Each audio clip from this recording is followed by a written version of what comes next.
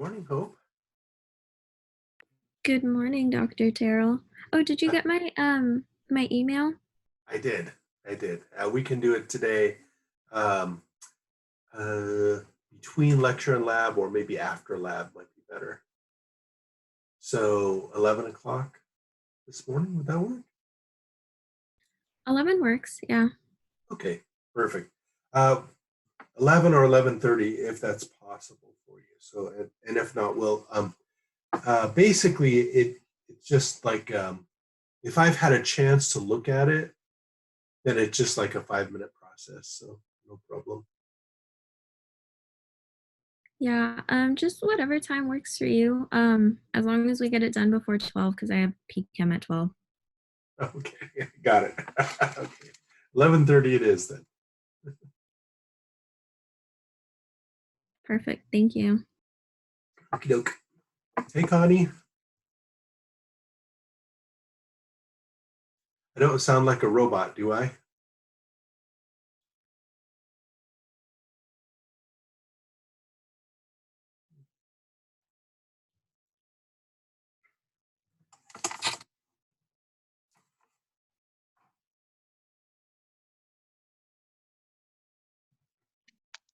William Daniel Kai. Strange.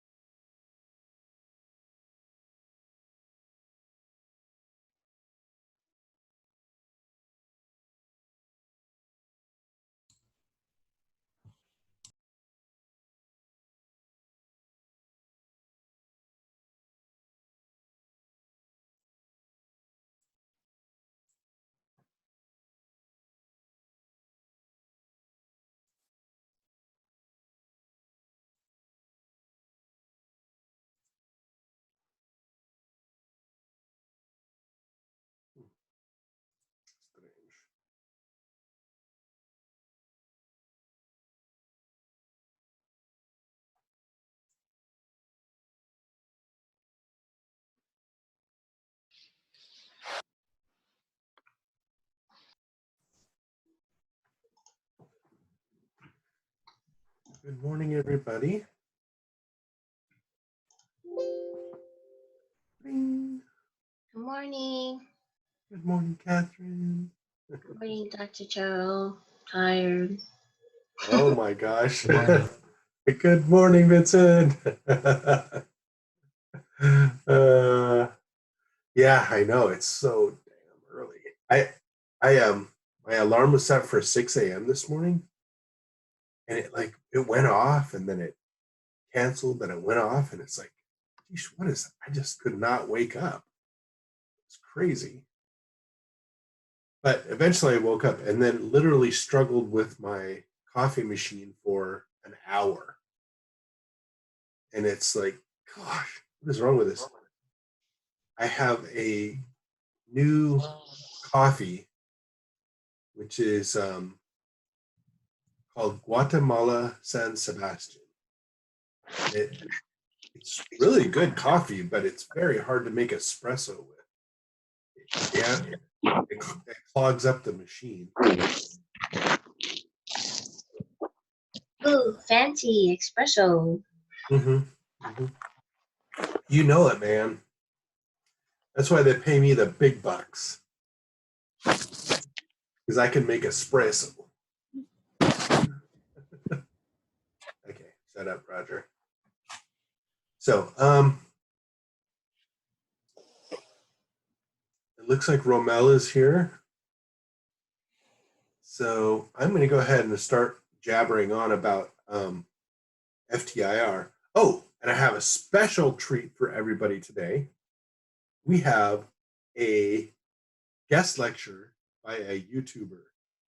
Actually, not a YouTuber, but it's an MIT video on interferometry, where they actually have a demo instrument and they've got somebody going through it. So we'll take a look at that. But interferometry here, it's just such an interesting topic. It's one of the things that really lit the fire for me for chemistry and science in general. It's so cool. But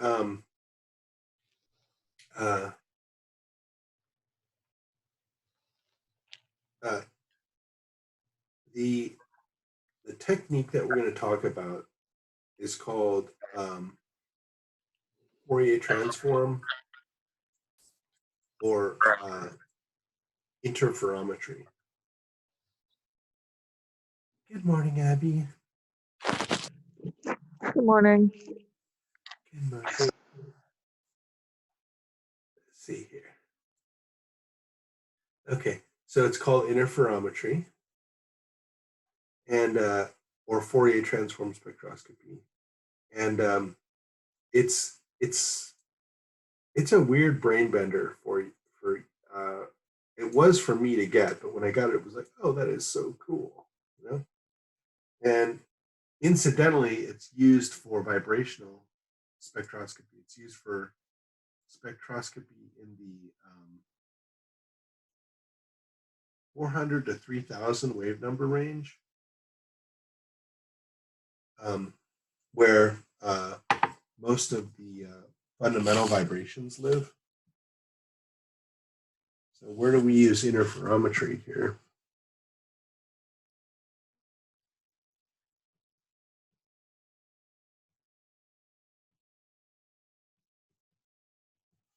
And let's just say that it's to make the math easier for me, let's say it's 500 wave numbers to say about oh, actually, let's make it super easy. Let me go to 5,000. Oops. 5,000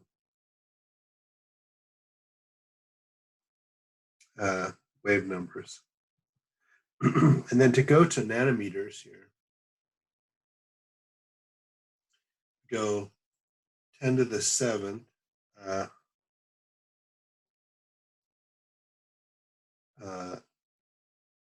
10 to the 7th nanometers per centimeter.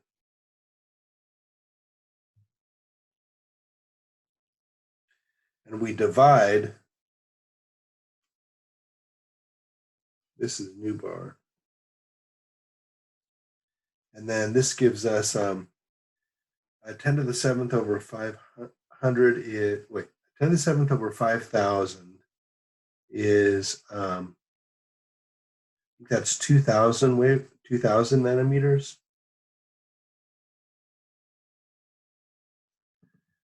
To about 20,000.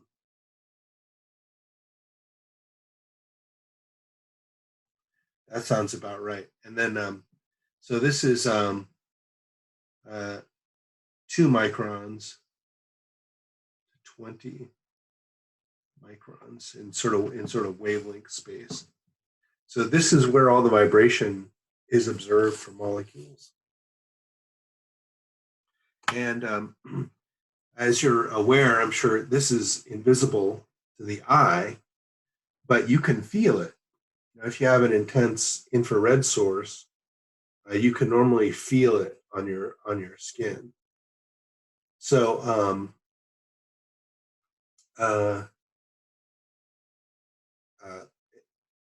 it's the type of radiation that you could feel like coming out of an oven. If you open an oven door, you kind of feel this rush of heat, not from the air touching you, but from the radiation coming out. And so that's where infrared spectrometry is done. So this is typical. I guess this is typical for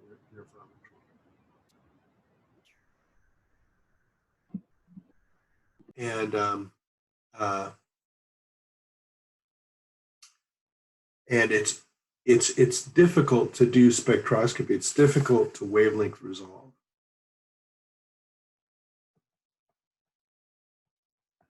Difficult to sort this radiation by wavelength or wave number. We're going to switch to wave numbers here, largely because that's the domain where FTIR is done. Okay. So to review, we're talking about IR or FTIR, because FT is the technique, IR is the spectroscopy name. It covers ranges of molecular vibrations, and rotations too, but we normally don't see rotations because we're talking normally about solid or liquid state. Where the solid, there are no rotational spectra, and liquid, where the rotational spectra are broadened into like a continuum. And in this, so infrared is low energy relative to visible light. And then this is what I was just saying, right? And the near infrared it's this kind of interesting forbidden range where it's the spectrum of light is fairly quiet in this range between about 4,000 wave numbers and about 10,000 wave numbers. There's not that much happening, but there are overtones and combinations where the peaks show up at two. It's like if there's a, let's say there's a 3,000 wave number stretch, right? And you're looking at, say, 6,000. You'll see a copy. It's like a less intense copy. So this is called an overtone. And that's like the first overtone. Then there'll be another one around 9,000 wave numbers, which is starting to poke into the visible. Like that's why you see in the water spectrum, in the spectrum of water, if you look at the absorbance versus wavelength, for water, it's really flat from 200 to like 900. Then right around 1,000, there's this bump. This is the third overtone.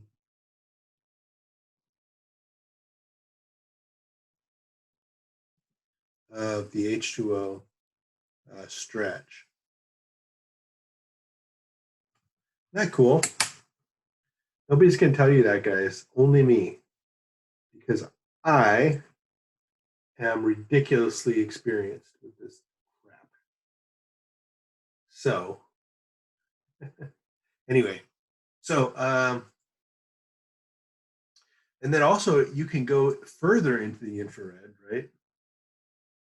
And then you see this, you see rotations if you're looking at gas phase, but in the condensed phase, you see this weird, you see all these weird spectra, which nobody even tries to explain them. They're intramolecular vibrations. No, intermolecular vibrations. Intra.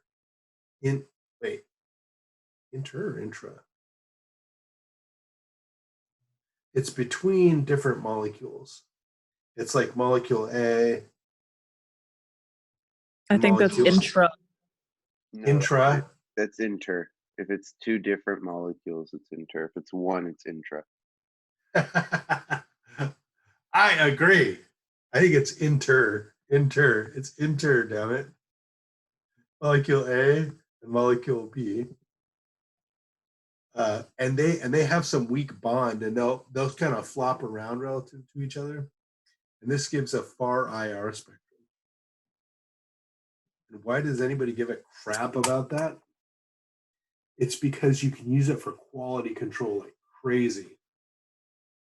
And it is the wildest type of, it's a wild pulsed laser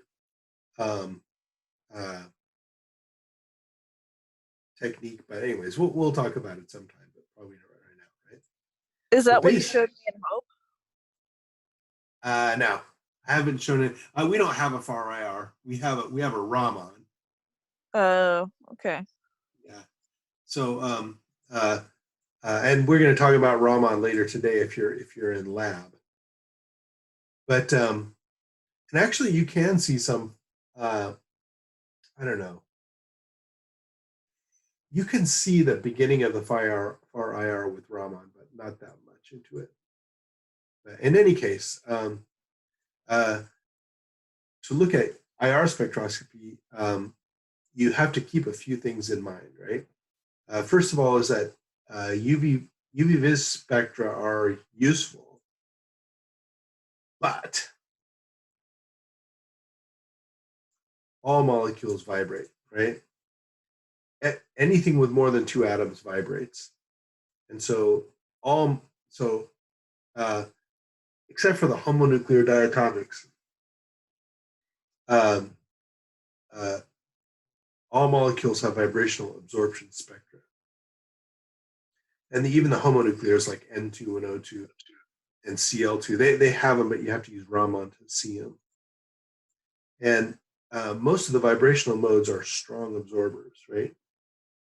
So IR, it's a very general and very sensitive analytical tool. And it's also very, very complex, right? So any given vibrational spectrum has a lot of information about the molecule you're looking at. So it's complex and unique, you know. And Beer's law holds, you know, so long as the absorbances aren't too high. And for absorbance, say less than 2, like we would normally use, right? And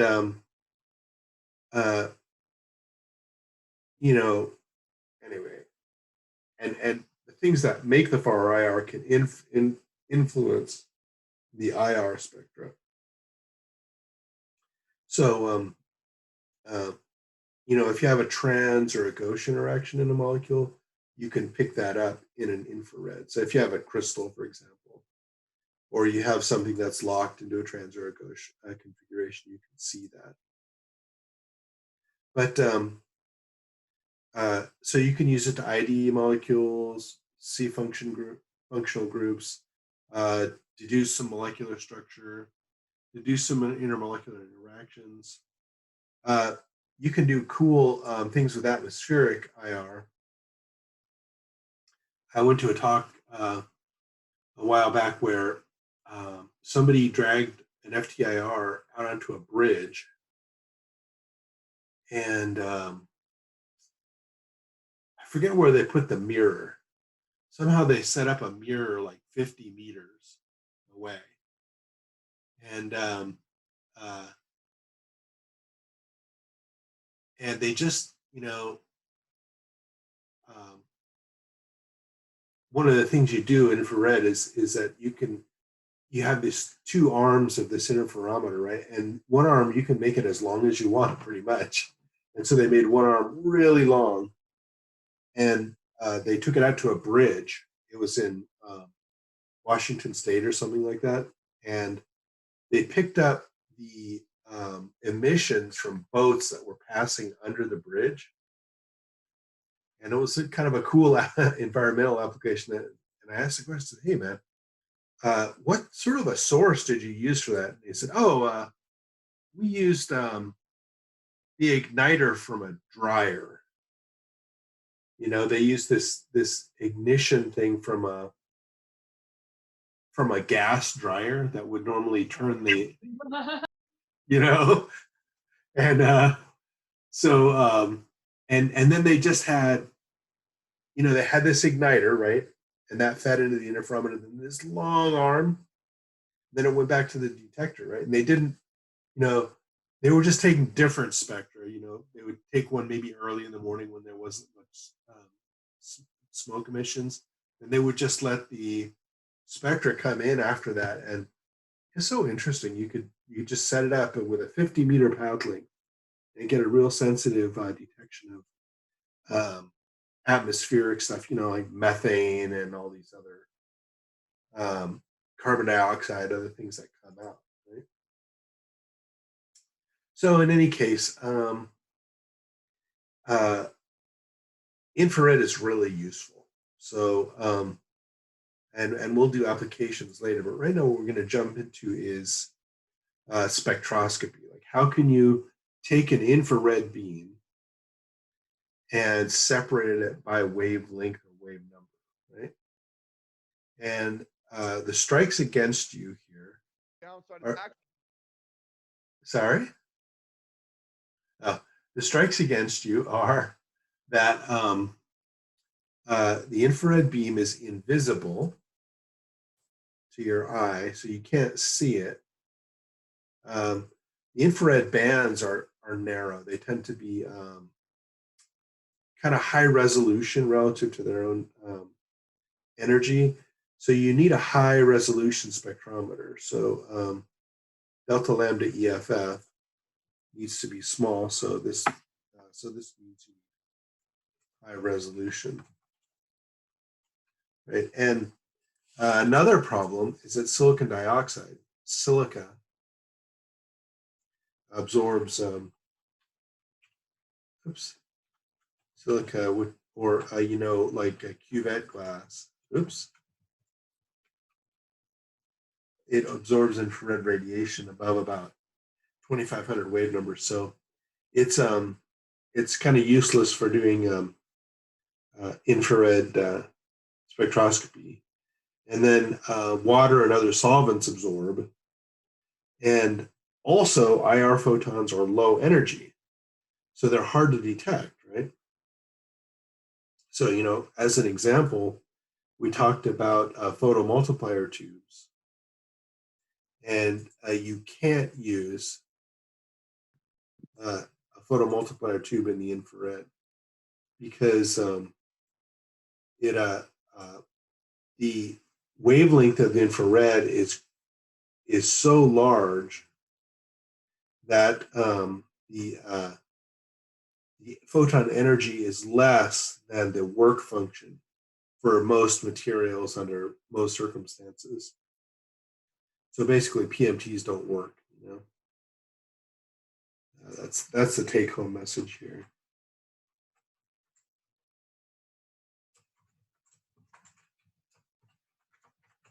You know, and PMTs and you can actually make a CCD out of mercury doped cadmium telluride, and it will work, but they're very expensive right now. And I don't know if they're, well, yeah, they're probably, might be difficult making them fast enough, but that's a different subject. So monochromators are rarely used. They used to be used because that was the only option for these regions. IR is weak, it's hard to detect, hard to focus, have to use high res. So if you use a grating or a prism type monochromator, they're usually slow and noisy. So what's done instead is called interferometry. And in interferometry, as opposed to other types of spectroscopy, you basically have a direct path between the source and the detector where all wavelengths of light strike the detector at the same time. You know, it's sort of strange. It's sort of like staring into a light source and saying, okay, I'm going to just do spectroscopy on the whole gamut of wavelengths that are coming in at any given time. But what the interferometer does is it creates a modulation of the different wavelengths as a function of time. So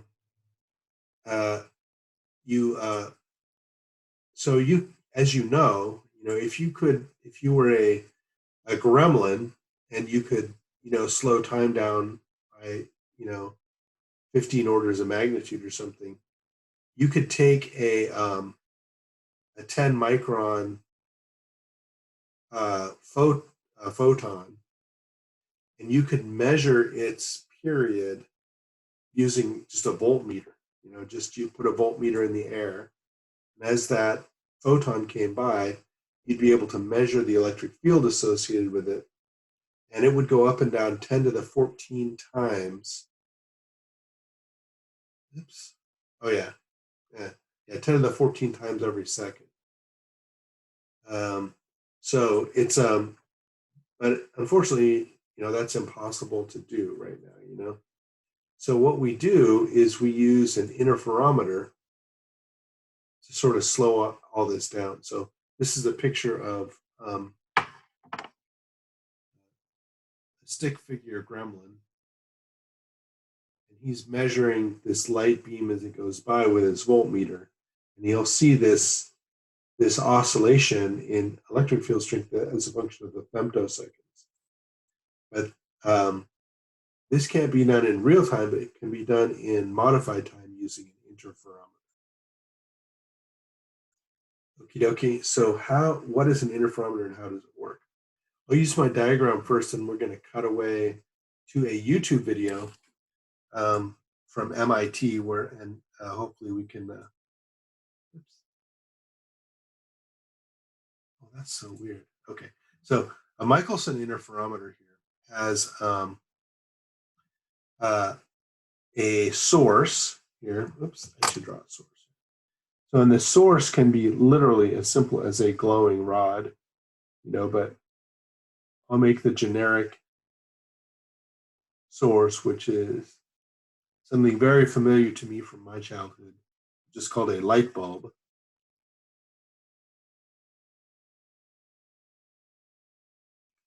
And so this puts out a broad spectrum of radiation, and you would probably want to turn down the heat a little bit in a light bulb or turn down the voltage a little bit so that it's a little bit more it shifts a little bit more intensity into the infrared, but I don't know, it's complicated. But so you got a light bulb is a good infrared source, right? And then the light will come from this source, and it's going to go into an interferometer. And the interferometer here has a beam splitter here.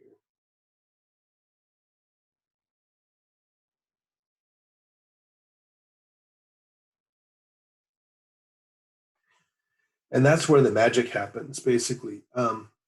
The beam splitter takes this beam of light and it directs about 50% of the photons this way and 50% go this way. And then you bounce this reflected or this split beam, you bounce it off a pair of mirrors, right? So that they come back to the same beam splitter, and then they recombine.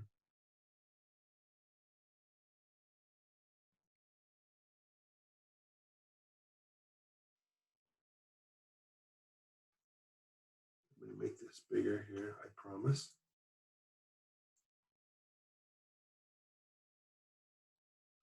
Right, so the beam comes in, it gets split. One takes this path, one takes this path, and then and then when this happens, some go that way, and Some go back towards the source, but a good fraction of the beam recombines and heads for the detector, right?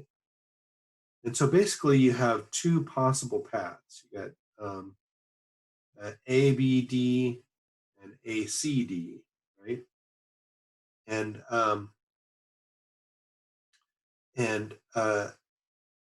the trick here in how an interferometer works is that when 2AB minus 2AC, that's the difference in path length, is equal to an integral multiple of the wavelength, then you're going to get some interesting interference. So let me switch over to, I still have it, here we go. The YouTube video here. And I'm going to go back to the beginning. And let's just chill out and watch this MIT YouTube video.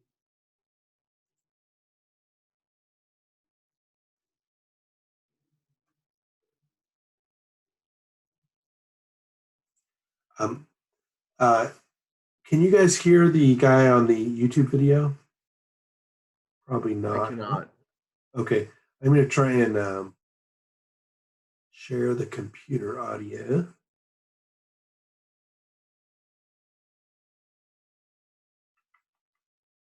Okay.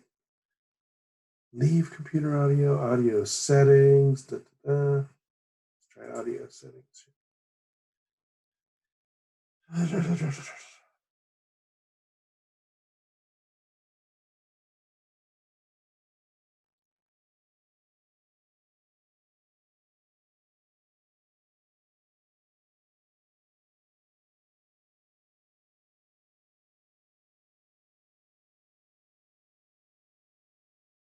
Okay, this did not work. Let's see here.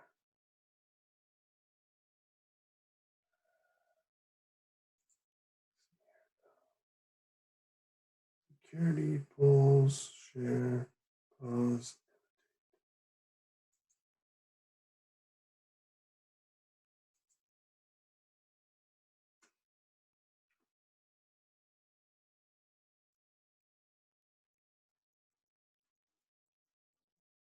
Share computer sound. Here we go. Let's try this again. Visit MIT OpenCourseWare at ocw.mit.edu. Can we hear it now? Yes. Yep, it's working. Yay. Yep. Okay. In this demonstration, we're going to study the interference of light, in particular, the interference of two beams of light. And we will use a simple Michelson interferometer to study the interference. And here it is. Here we have a helium neon laser. Here's the beam from the laser being reflected by this mirror here. And then another mirror over here into the Michelson interferometer. We have a beam splitter, a 50-50 beam splitter, which reflects half the light into this mirror, this arm. Then the mirror reflects the light back through the beam splitter, again reflected by this mirror here into this lens, and then onto the screen. The second arm, we have the light transmitted through the beam splitter onto the mirror in the second arm. The mirror reflects light back to the beam splitter, which is then reflected here onto this mirror, through the lens, and onto the screen.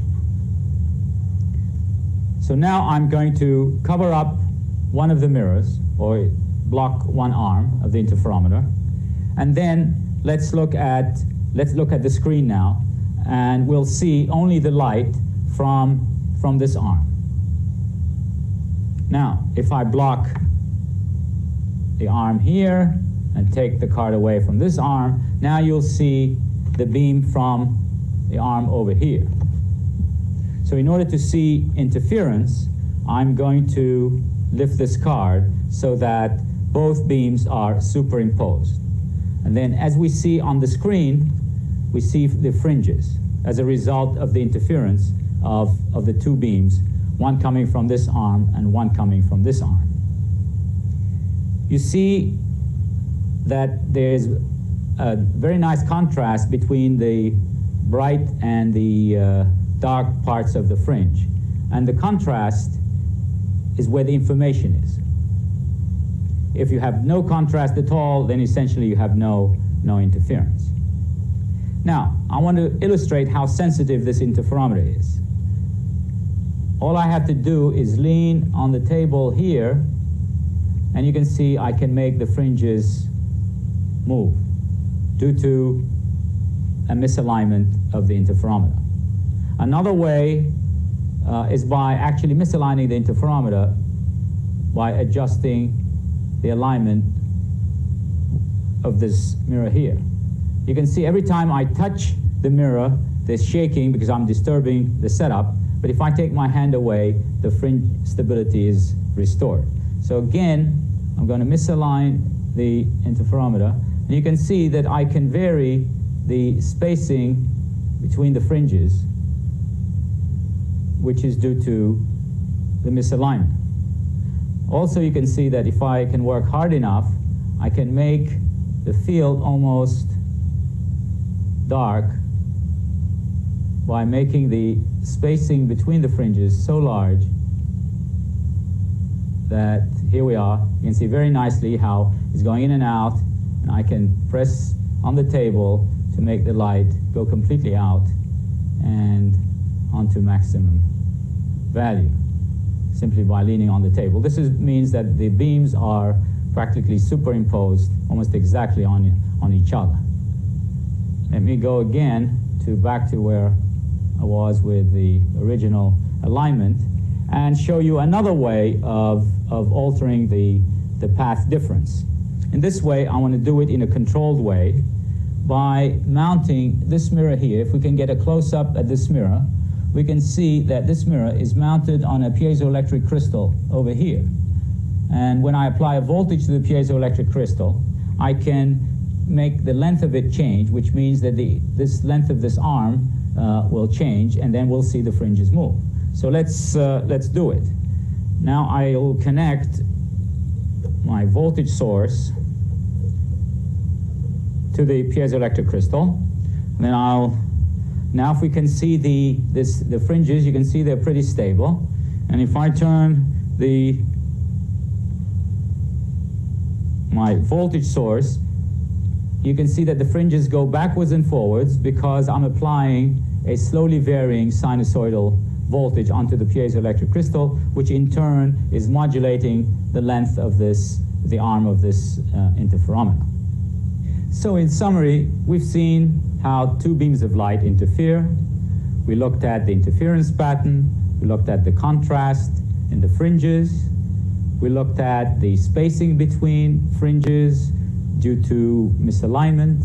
And we also looked at how sensitive the setup is to very small perturbations of the order of wavelengths of light to the interferometer.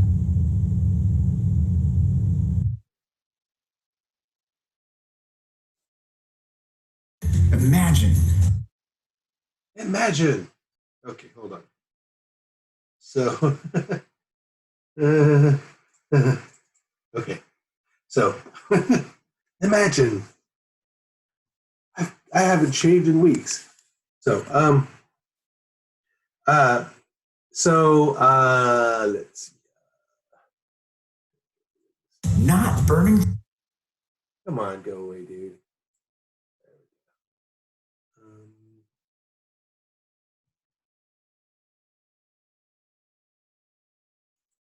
Let's see. There we are. So, was that sort of informative to anybody?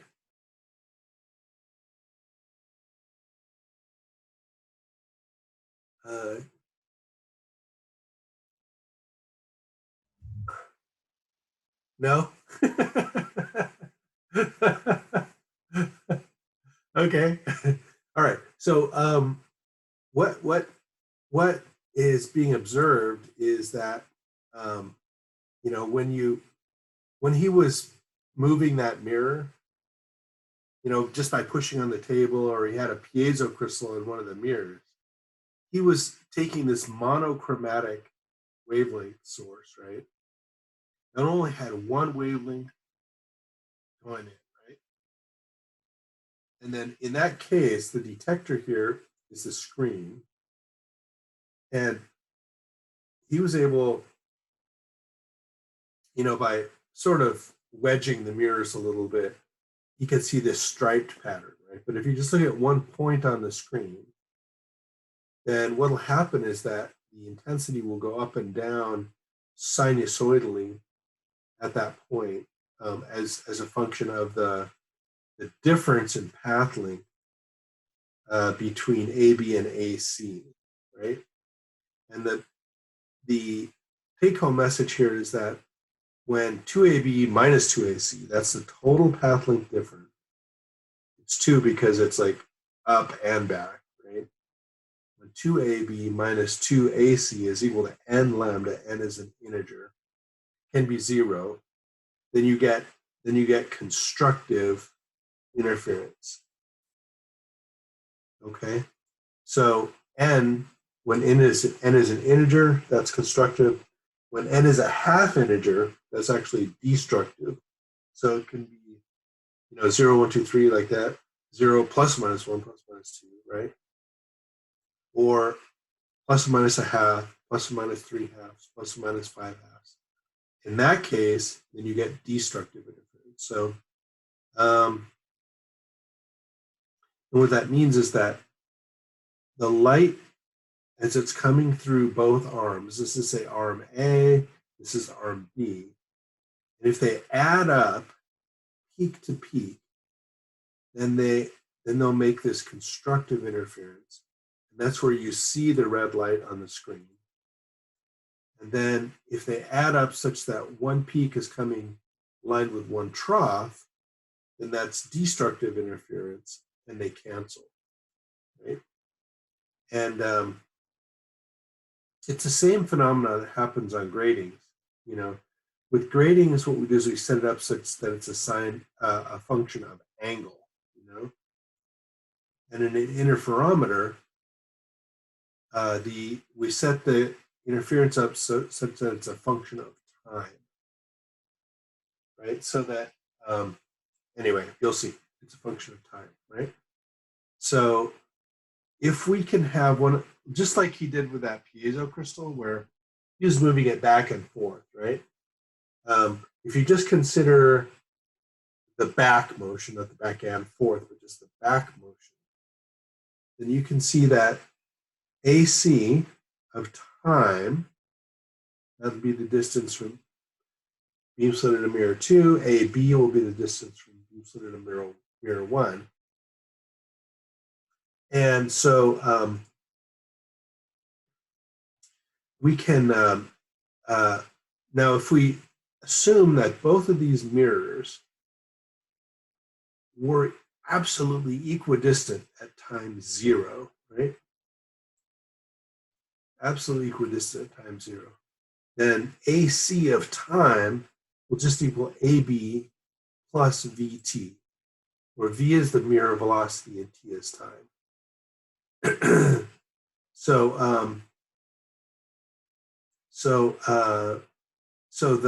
What we do is we define the retardation. Retardation is the difference in path length between the two rays. One ray is retarded from the other or advanced, right? The difference they call retardation. We give that the symbol delta. So as the difference in path length between the rays changes, we see delta of T is going to be 2 times AC of T minus AB, right? The 2 factor comes out to the front.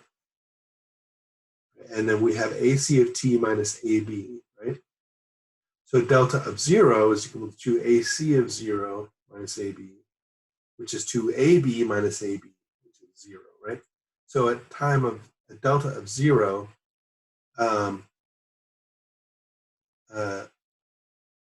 we have a condition of constructive interference, right? So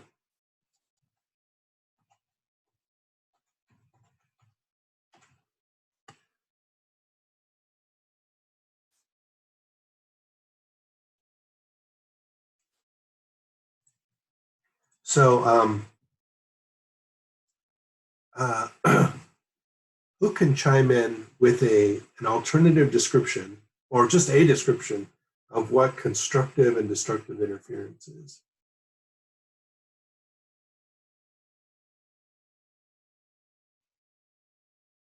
Constructive, when you think about it in terms of waves, is where they both build on top of each other and the amplitude increases.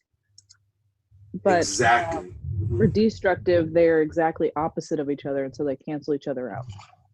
Perfect. Perfect. Exactly. So, Kevin, do you believe that?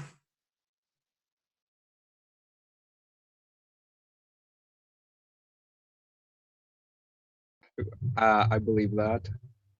Good. Good answer. Excellent answer. Hector, do you believe that? Yes. Yes. Hector believes it. Kevin believes it. Abby said it. Therefore, it must be true. So, True. when my computer glitches out, when the distance is the same, the peaks add, you get constructive interference. That's when you see red on the screen in that in the video. And when the path links are 180 degrees out, then the wave and the trough are coincident. The waves cancel. You see dark on the screen. Isn't that cool, right? So if you move one mirror at constant velocity, right? Well, wait. First of all, before we move at constant velocity, let's figure out tau, which is the time between delta equals 0 and delta equals 1 lambda, single wavelength, right? So delta of tau is equal to lambda is equal to 2 AC of tau minus AB, right? So basically, we're going to put AB of tau plus VT in for AC of T, right? So we're going to have delta of tau equals lambda equals 2 AB of minus V tau minus AB. And that all equals 2V tau. You know, AB minus AB, you know, and then it's actually minus 2V tau. So what? I don't care. So lambda here is equal to 2V tau. And tau is equal to lambda over 2V, right? So the tau, which is the time between the bright conditions, is proportional to lambda and inversely proportional to the mirror velocity. So, so as the mirror velocity increases, this time tau decreases. As the mirror velocity decreases, the time tau increases, right? So what you can do is you can then make a plot of the retardation delta versus time.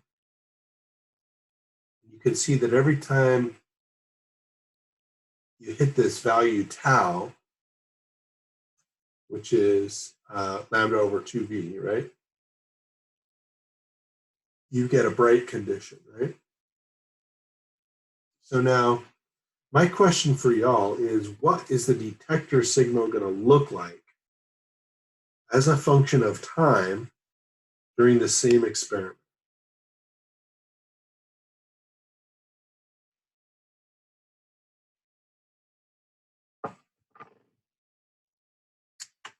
So normally, I use what I call the torment factor, which is I just stand there and I make everybody uncomfortable and consider their career choices carefully. So I torture you until you come up with an answer here. But since I can't really do that online, I'm going to go ahead and give away the answer.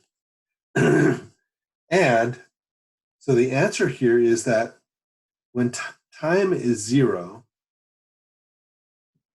here, t equals 0, do we have constructive or destructive interference?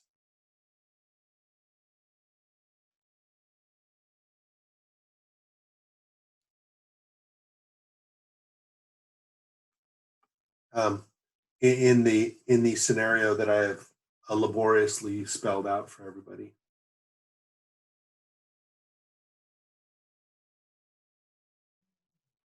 Okay, I'm trying to do it now. Time equals 0. So time equals 0. Basically,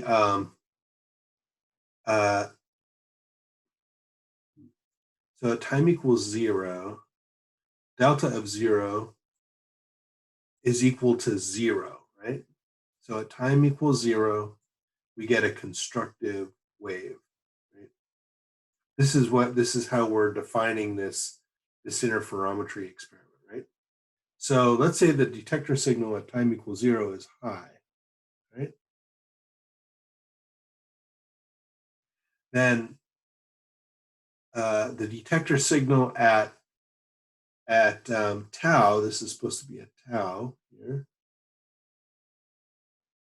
The detector signal at tau is also going to be high, right? It'll be high at each tau value.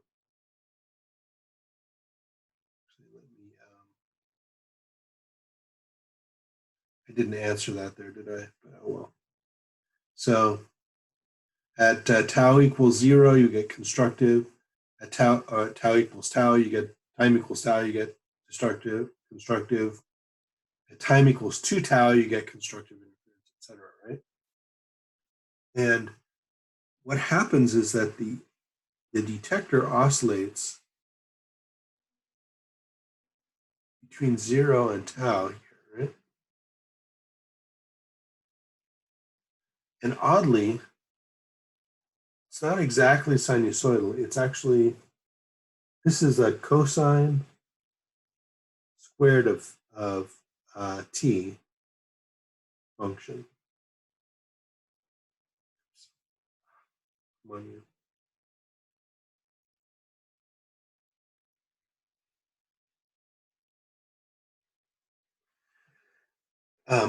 So, because it can't, the signal can't actually be negative. It's either going to detect photons or not. So this comes out as cosine squared of t, right?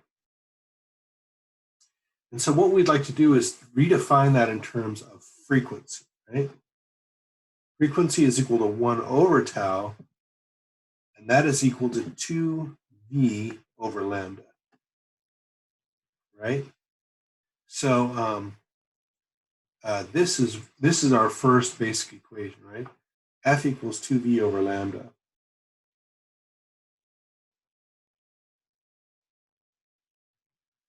And so if we have, say, 1,000 nanometer radiation going in, and we have a mirror velocity v of 1 centimeter per second, what that is going to produce is 2 times 1 centimeter per second times 1,000 nanometers in centimeters, so 1,000 times 10 to the minus 7 centimeters. The answer is going to come back in reciprocal seconds, right? Because the centimeters are going to cancel here. What? Oh yeah, because it's divided by, right? And then it's going to have inverse seconds as the unit, and it's going to be 20,000, right? So 20,000 hertz is 20,000 per second. That is like the upper level of the audio spectrum, right? So what you've done here is you've taken extremely high frequency, right? And you've converted it way the heck down into the audio frequency, right? And that is the key to interferometry, is you're down modulating all these optical frequencies, all these all these optical wavelengths, you're down modulating them into the audio region. Okay. So now here's the second real learning objective for the day. So now that you're completely bored and checked out and you're dying for breakfast, no way, you actually left and you went to get breakfast.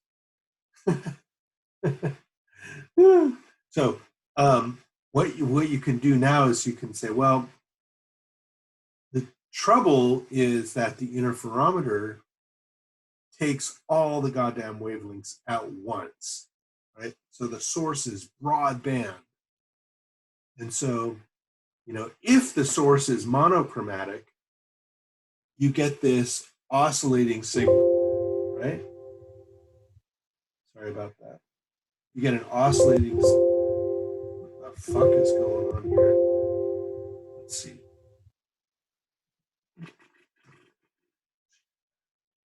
Oh God, stop it.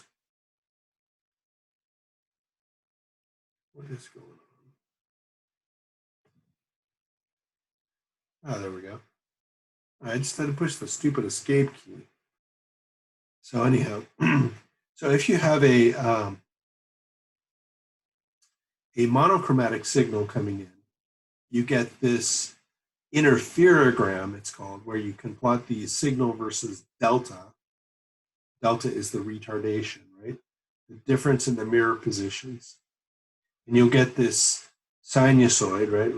They just make it just like this triangle wave, but whatever, it's a sinusoid, right? Then if you Fourier transform that, that's where the Fourier part comes in, you get a single peak at this frequency, right? Then if you combine two frequencies, these two frequencies, you'll get a beat pattern. Well, I mean, the beat pattern will decompose into those two frequencies, right? So this is what you observe is this beat pattern. And if you Fourier transform this beat pattern, then you get the two frequencies back, right? So, and I'm going to talk more about Fourier transforming, how we go from this complicated looking thing to this simple looking thing, right? Then if you have a broadband spectrum, you Fourier transform that, then you'll see the broadbands, right? So the broadband spectrum actually has what looks like noise out at large retardation. It is definitely not noise. And it has a large spike right at 0.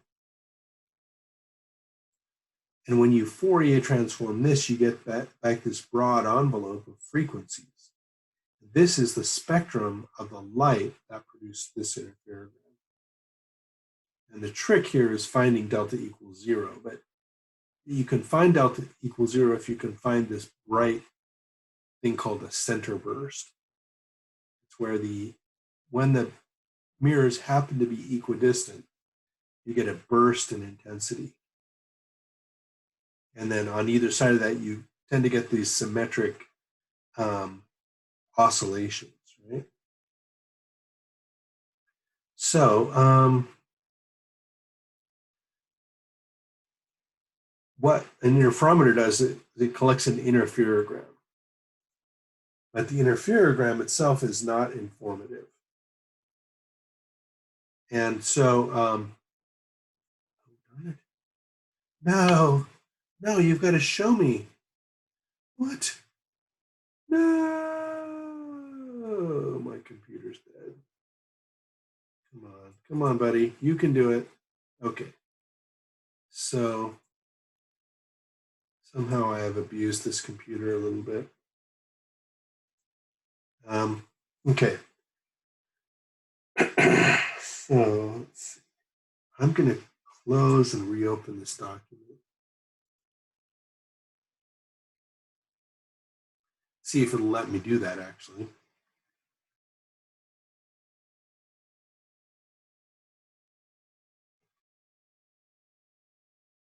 Oh, I opened Python. Shit.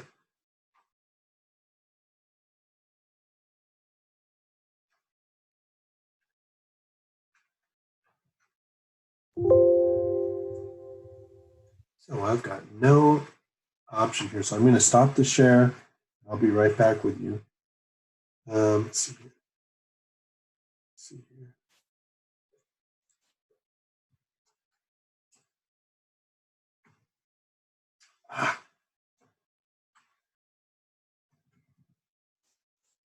Struggling with computer. Oops. Okay. Hold on.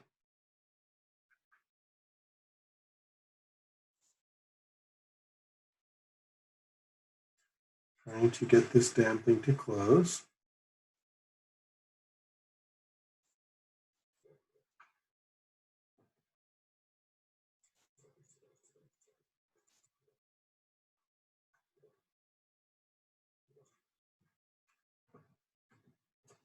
Ah!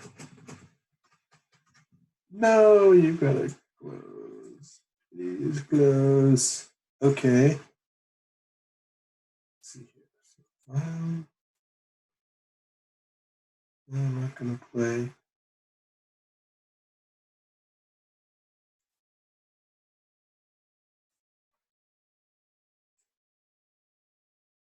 Word is not responding. There you go. So close the damn program, please.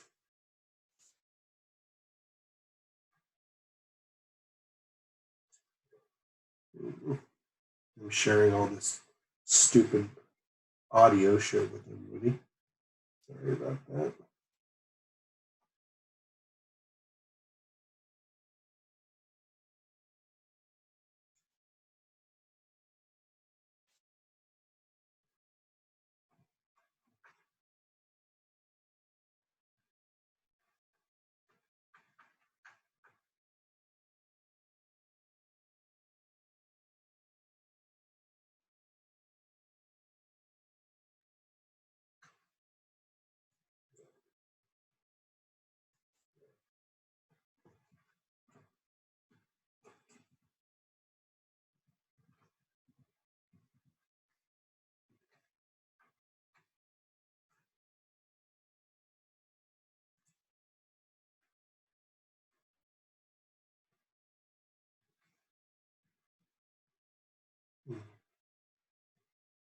Okay, I'm going to try to bring up a PDF version of the notes. I think Word is completely crashed here. I think okay, hold on.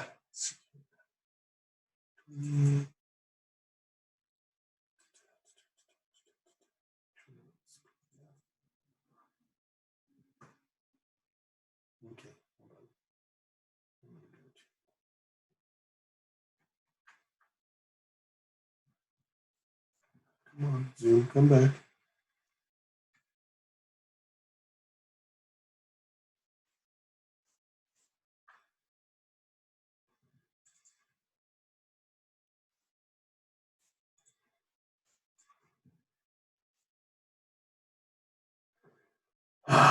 Shit.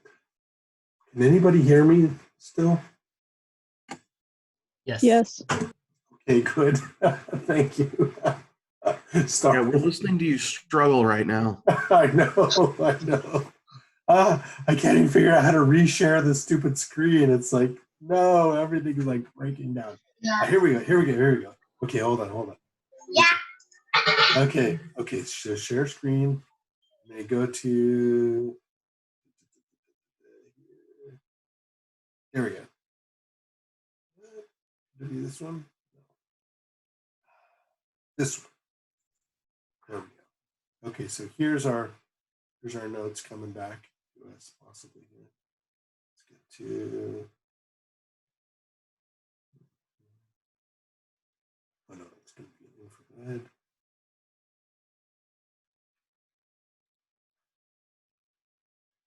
There we go.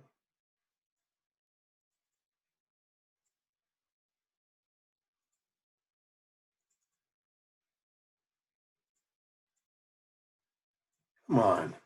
Let's go to page 228. Page 228.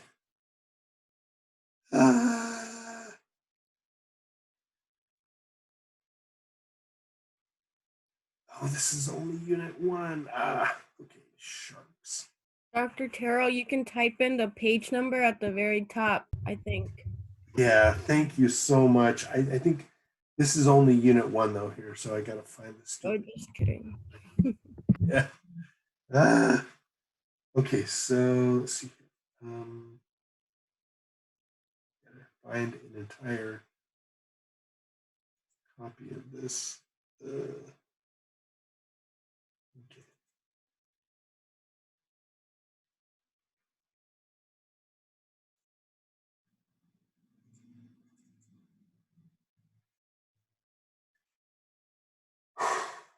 Well, that's midterms. I've got to get this thing to go away here. Why are you doing this?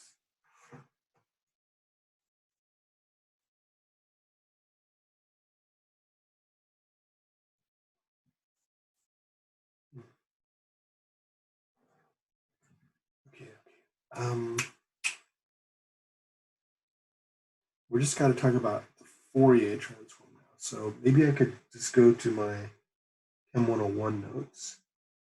The Fourier transform. Yeah, let's try that. Maybe, yeah, I could go to 155, 2019, 2018 or something.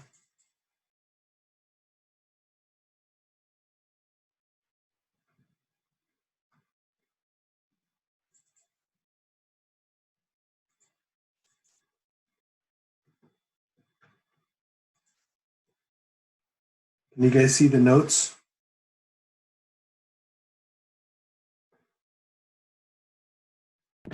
I can only see the first unit that you're showing for 155 lecture. Oh, okay. Okay. Hold on a second.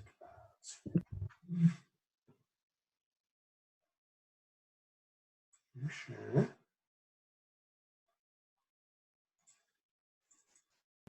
Yeah, I think it's the same file as the one This- you were showing before. Yeah, probably the same file. Huh? Yep. That's only unit 1. Ah, got it. Okay, so it's unit 1. So, some point here I made a monolithic file here.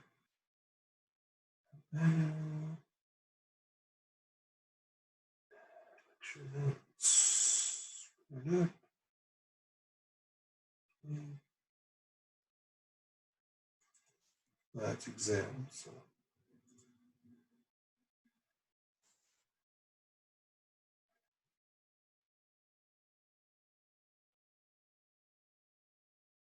Okay, this could be it. So,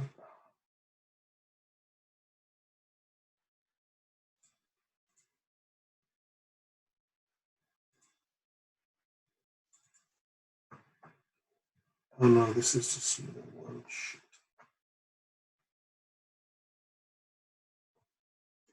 This is unit 1.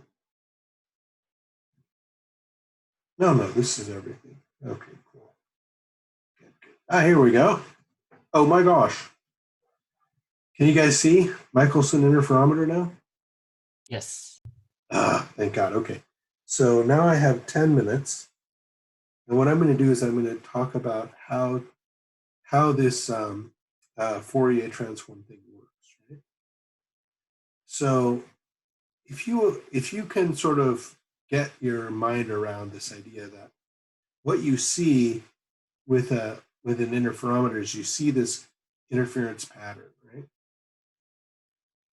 Where you see power as a function of retardation delta, right? And that if you Fourier transform this mess, let's see, darn it. Okay. If you Fourier transform this mess, you get the actual spectrum that we're used to seeing, right? So how does that happen? Well, essentially, it's magic. It's a big least squares operation, actually, where you find the coefficients of this at each frequency that, that make up, and what you're plotting here is the coefficients for each sine wave at a different frequency, And so if you can take this interferogram and Fourier transform it, then you can recover this spectrum, and I can just illustrate this using couple of very simple examples, right? We can do this by hand. So if we take this sinusoid here, right? It's like 1.5 wavelengths here, right? Say, well, what is the amplitude versus frequency? Oh, I've got a pen, yay. On this signal. Say, well, the amplitude is 1, and the frequency is also 1, right? It goes through 1 cycle every 1 second, right? So we're going to come over here to 1 hertz. We're going to come up here to amplitude equals 1, and we're going to place a point at, on that point, right? So essentially, it's 0 everywhere, except for that point, and it's 0 everywhere else, right? And if you prefer, if you have a little bit more resolution here, you can say that it is exactly a line at that point, right? Now, try this guy here, right? Is the amplitude of this any different from the amplitude of that? Answer is no. They're both an amplitude of 1. So wherever this next peak comes out, it's going to have an amplitude of 1. We look at the time in seconds.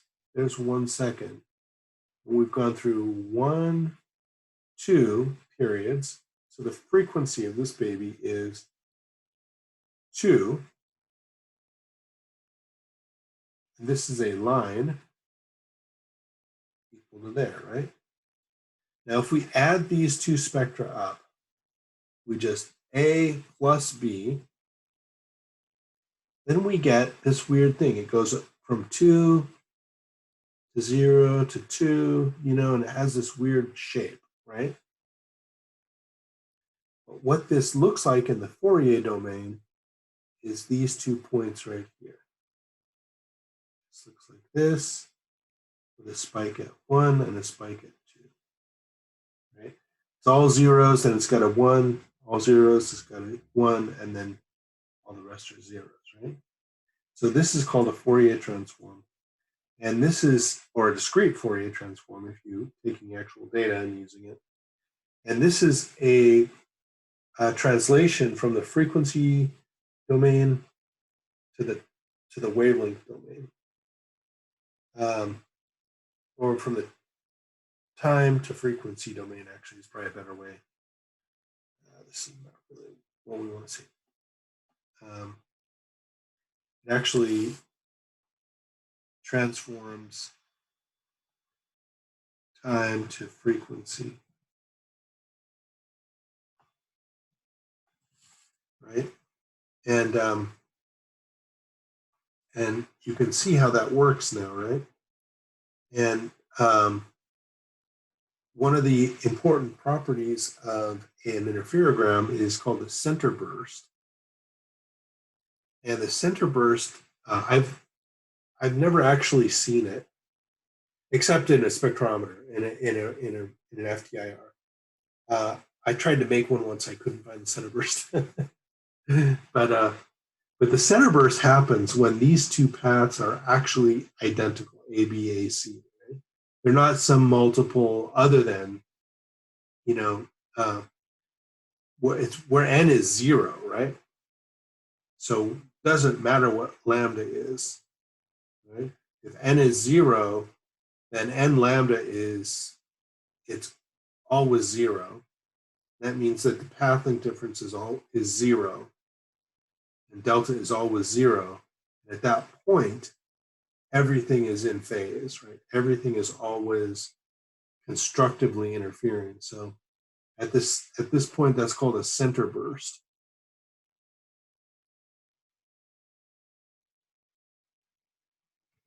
And actually, the center burst is used to align the interferometer, right? And so the center burst happens at delta equals 0. And at delta equals 0, you can Fourier transform this guy. D, discrete,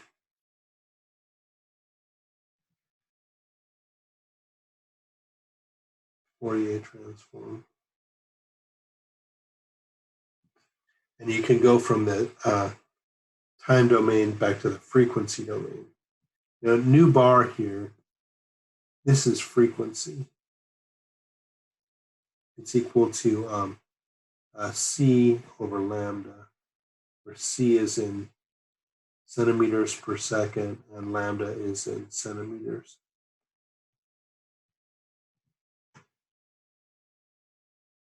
So, yeah, so it comes out in inverse centimeters, right? And so,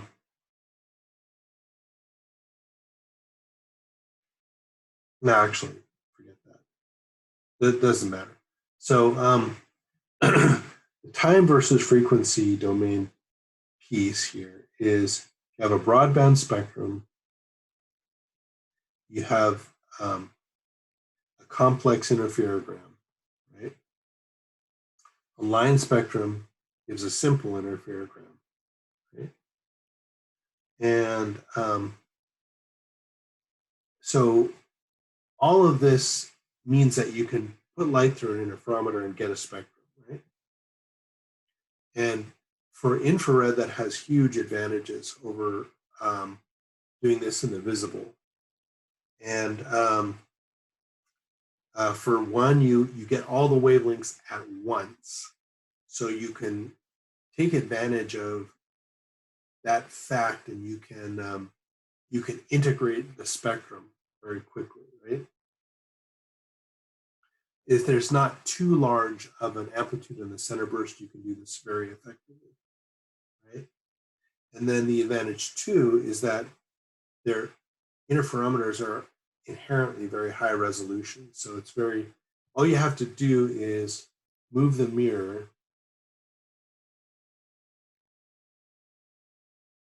½ centimeter, and then you get 1 reciprocal centimeter resolution, right? That's an important point here too. All right, guys. So I've used all my time. Most of it's struggling and swearing. I appreciate your attention. I appreciate you guys being here.